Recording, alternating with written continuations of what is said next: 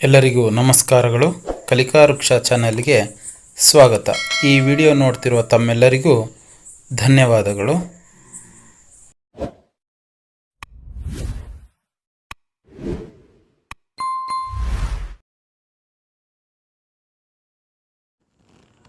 ಮಕ್ಕಳೇ, ಈ ಒಂದು ವಿಡಿಯೋದಲ್ಲಿ ಒತ್ತಕ್ಷರಗಳ ಬಗ್ಗೆ ತಿಳಿದುಕೊಳ್ಳೋಣ.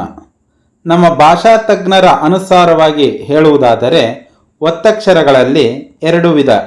ಅವು ಒಂದು ಸಜಾತಿ ಒತ್ತಕ್ಷರ, ಎರಡನೇದು ವಿಜಾತಿ ಒತ್ತಕ್ಷರ ಎಂದು ನಮಗೆ ತಿಳಿದಿದೆ. ಆದರೆ ವಿದ್ಯಾರ್ಥಿಗಳ ಸರಳ ತಿಳುವಳಿಕೆಗಾಗಿ, ಅಂದರೆ ಸುಲಭದ ಕಲಿಕೆಗಾಗಿ ಒಟ್ಟಾರೆಯಾಗಿ ಒತ್ತಕ್ಷರಗಳನ್ನು 3 ಭಾಗಗಳಾಗಿ ವಿಭಜಿಸಲಾಗಿದೆ. ಅವು ಒಂದು ಸಮರೂಪ ಒತ್ತಕ್ಷರ, 2 ತಲಕಟ್ಟು ರಹಿತ ಅಂದರೆ ತಲಕಟ್ಟು ಇಲ್ಲದ ಒತ್ತಕ್ಷರಗಳು, 3 ಅಸಮರೂಪ ಒತ್ತಕ್ಷರಗಳು. ಮಕ್ಕಳೇ, ಈಗ ಒತ್ತಕ್ಷರಗಳ ಬಗ್ಗೆ ತಿಳಿದುಕೊಳ್ಳೋಣ. ಒತ್ತಕ್ಷರಗಳಲ್ಲಿ 3 ಭಾಗಗಳಾಗಿ ವಿಭಜಿಸಲಾಗಿದೆ. 1 ಸಮರೂಪ ಒತ್ತಕ್ಷರಗಳು. ಸಮರೂಪ ಒತ್ತಕ್ಷರಗಳಲ್ಲಿ ಯಾವ ಯಾವ ಅಕ್ಷರಗಳು ಬರುತ್ತವೆ? ಖ, ನ್ಯ, ಜ, ಇನ್ಯ, ಣ, ಬ, ವ. ಈ 7 ಅಕ್ಷರಗಳು ಸಮರೂಪ ಒತ್ತಕ್ಷರಗಳು. ತಲಕಟ್ಟು ಇಲ್ಲದ ಒತ್ತಕ್ಷರಗಳು. ತಲಕಟ್ಟು ಇಲ್ಲದ ಒತ್ತಕ್ಷರಗಳಲ್ಲಿ ಯಾವ ಯಾವ ಅಕ್ಷರಗಳು ಬರುತ್ತವೆ ಎಂಬುದನ್ನು ಈಗ ನೋಡೋಣ. ಖ, ಗ, ಘ, ಚ, ಛ, ಜ, ಟ, ಠ, ಡ, ಢ, ಥ, ದ, ಧ, ಪ, ಫ, ಭ, ಶ, ಶ, ಸ, ಹ, ಳ. ಇವು ತಲಕಟ್ಟು ಇಲ್ಲದ ಒತ್ತಕ್ಷರಗಳು. ಈಗ ಮೂರನೆಯದಾದ ಅಸಮರೂಪ ಒತ್ತಕ್ಷರಗಳ ಬಗ್ಗೆ ತಿಳಿದುಕೊಳ್ಳೋಣ.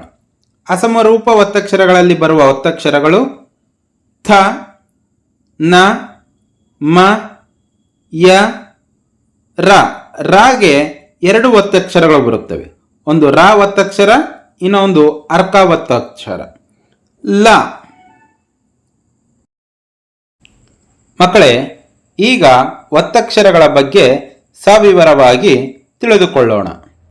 ಒಂದನೆಯದು ಸಮರೂಪ ಒತ್ತಕ್ಷರಗಳು. ಸಮರೂಪ ಒತ್ತಕ್ಷರಗಳು ಎಂದರೆ ವ್ಯಂಜನಗಳು ಮತ್ತು ಆ ವ್ಯಂಜನಗಳ ಒತ್ತಕ್ಷರಗಳು ಒಂದೇಯಾಗಿರುವುದು. ಅಂದರೆ ವ್ಯಂಜನ ಮತ್ತು ಒತ್ತಕ್ಷರಗಳು ಒಂದೇಯಾಗಿ ಇರುವುದು. ಉದಾಹರಣೆಗೆ ಖ, ನ್ಯ, ಜ, ಇನ್ಯ, ಣ, ಬ, ವ. ಈ ಎಲ್ಲ 7 ಅಕ್ಷರಗಳು ವ್ಯಂಜನಗಳು ಮತ್ತು ವ್ಯಂಜನಗಳ ಒತ್ತಕ್ಷರಗಳು ಒಂದೇ ಆಗಿರುವುದು. ಖ ಮತ್ತು ಅದರ ಒತ್ತಕ್ಷರ ಒಂದೇ ಆಗಿದೆ. ನ್ಯ, ನ್ಯಾನ ಒತ್ತಕ್ಷರ ಮತ್ತು ನ್ಯ 2 ಒಂದೇ ಆಗಿವೆ. ಜ, ಜಾದ ಒತ್ತಕ್ಷರ 2 ಒಂದೇ ಆಗಿವೆ.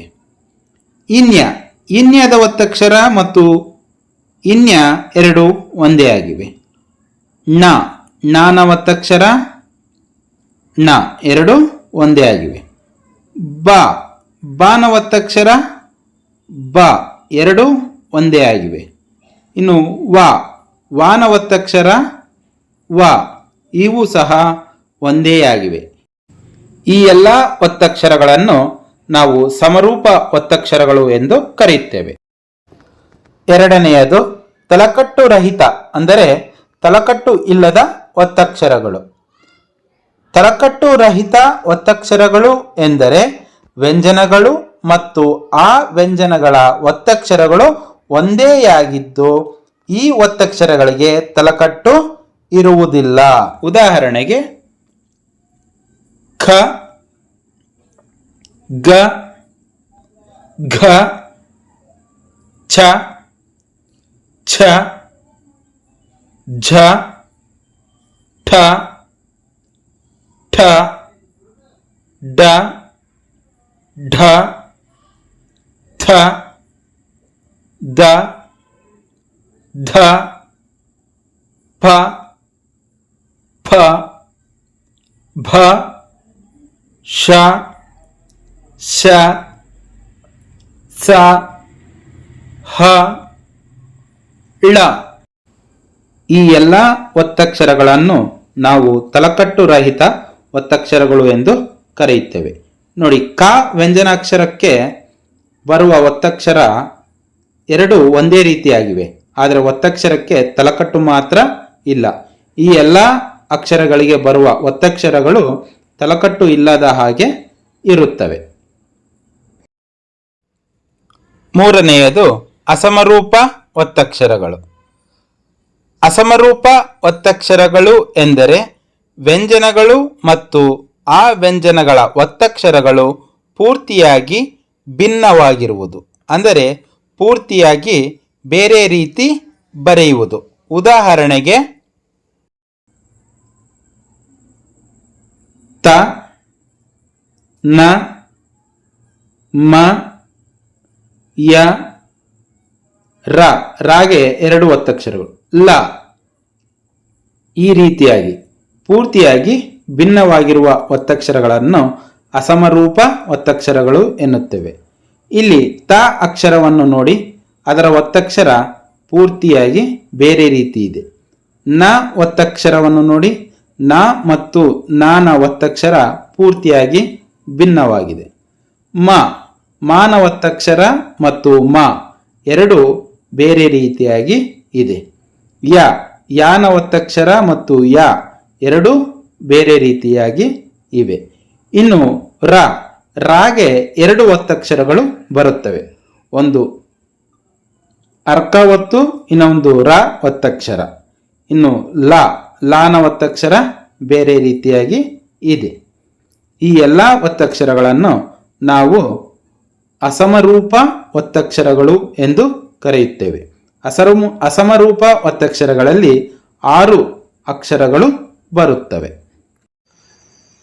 ಮಕ್ಕಳೇ, ಒತ್ತಕ್ಷರಗಳನ್ನು ಈ ವಿಧವಾಗಿ ಬರವಣಿಗೆಯ ಆಧಾರದ ಮೇರೆಗೆ 3 ಭಾಗಗಳಾಗಿ ವಿಂಗಡಿಸಲಾಗಿದೆ.